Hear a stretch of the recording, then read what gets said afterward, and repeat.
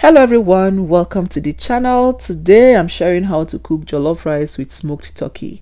Are you scared of cooking jollof rice with smoked turkey because of how salty it can be? Then I've got you covered. I'm sharing tips and tricks on how to make it work, so keep watching. I am the Joyful Cook. Welcome to the channel.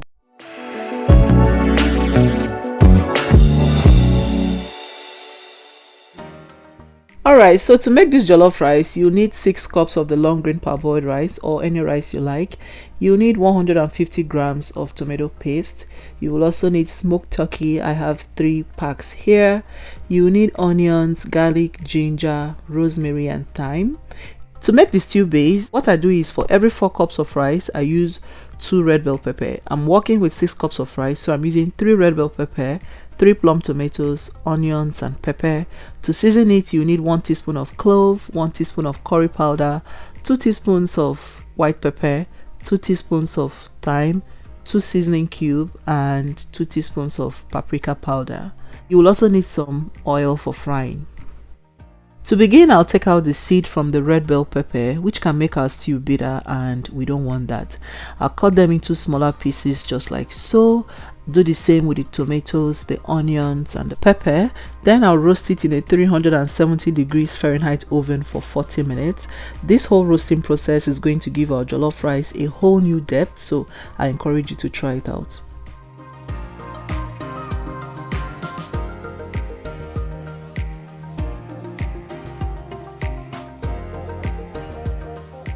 So once I'm done cutting everything in half, in the oven they go. I'm just going to line everything properly so they have equal amount of space and place it in the oven.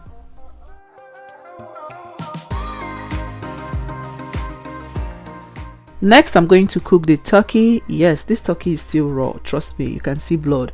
Add the turkey into your pot, add onions, garlic and ginger, and you'll notice I'm not using any seasoning cube or salt. That's because this turkey is salty. Yeah, very salty. So the salt in there, it's enough to cook us this whole rice and even more. So I've grated the garlic and ginger in it. I'll add enough water and then cover it to cook for about 20 minutes.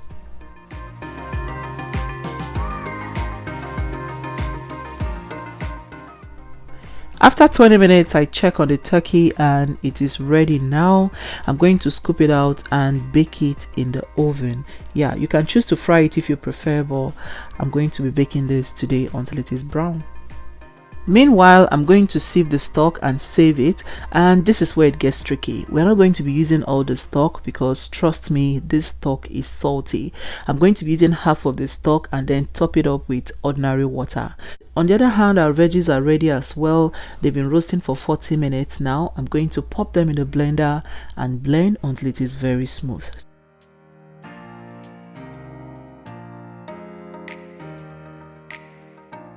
See how beautiful that looks. Very beautiful. Next, I'm going to fry the stew base, and to a hot pot I'm going to add the oil. I'm using about a cup of corn oil or any odorless oil will work as well. Once the oil is hot enough, fry the onion until it is translucent. This will take about a minute or 2.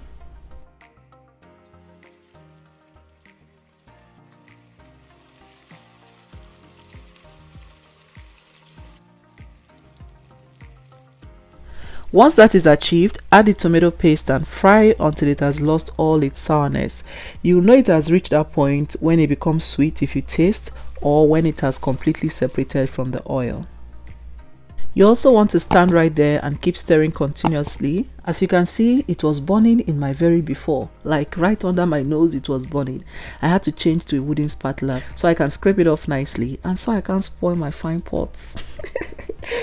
Once the tomato paste is well fried, I'm going to go ahead and add the blended peppers and fry for another 10 minutes. From this point, it doesn't take that long to cook. Remember, we roasted the peppers for 40 minutes. That kind of cut down the cooking time in half, so I'm just going to fry for another 10 minutes or just until the oil starts to flow to the top of the stew.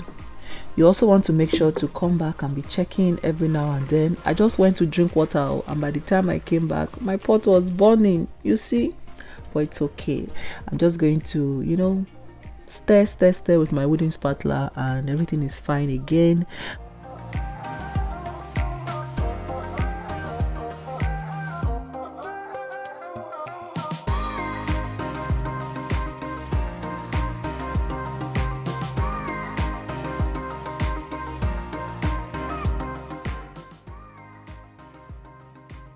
So after frying for a total of 10 minutes, you can see some oil have started peeping through, and I tasted it as well. It was done. I'm going to now go ahead and add the meat stock. Remember, we are using only half of the original meat stock. I threw the half away. I'm going to top up with some more water if I need any liquid at all. This way we are not having all that salt from the turkey. So I'm going to give that a quick mix, scrape it down so that everywhere is still looking organized. So that when somebody enter your kitchen, they still have appetite to eat your food, right? So I'm going to add the seasoning at this point and just cover it so it can boil up while I go and wash the rice.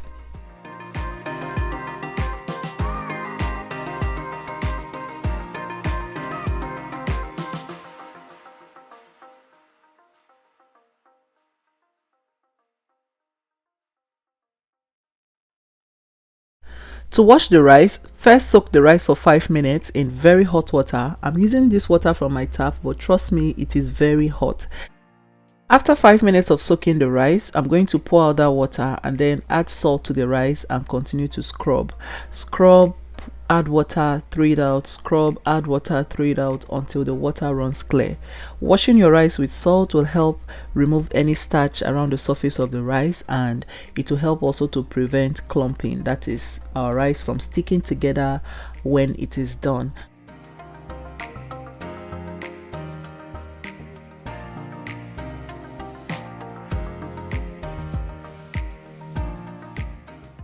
So back to the stew, which I've been simmering on very low heat. At this point, I'm going to add the washed rice. Remember, your gas should remain on medium-low heat. My gas go up to number 10, but I had it at number 4. So I'm going to add the rice and give it a good mix until everything is properly combined. For the liquid, you want to add that in little by little. Your aim should be for everything to be at the same level. So at this point, I'm going to top up with a little more water and then cover the pot so it can start cooking.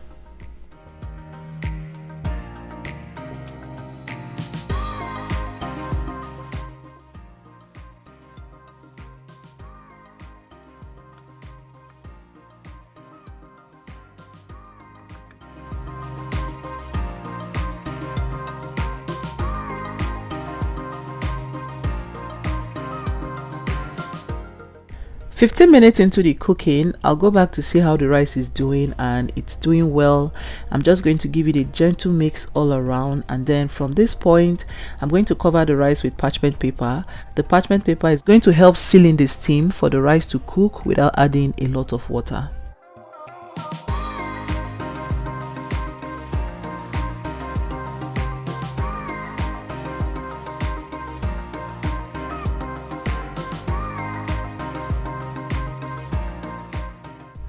Meanwhile, our turkey is ready. I baked for 40 minutes on 350 degrees.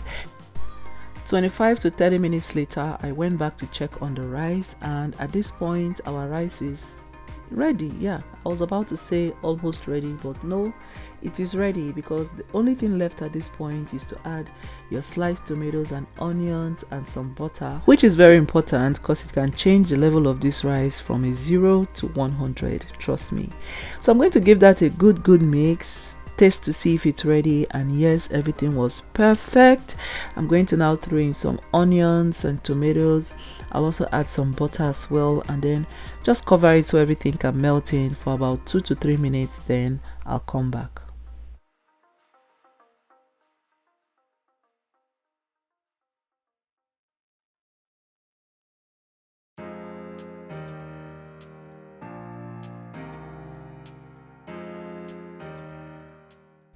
Two minutes later, look at our jollof. So I'm going to give everything a good mix so that the butter can, go to every corner of this rice and give everyone a share of its goodness, and then just start to enjoy. I don't know what to say anymore. This rice is delicious. I hope you get to try out this recipe. It was delicious. Oh my goodness. At this point, I'm going to toss in some scallions. You can add the turkey at this point and just stir everything up, but I'm not going to be doing that for this recipe.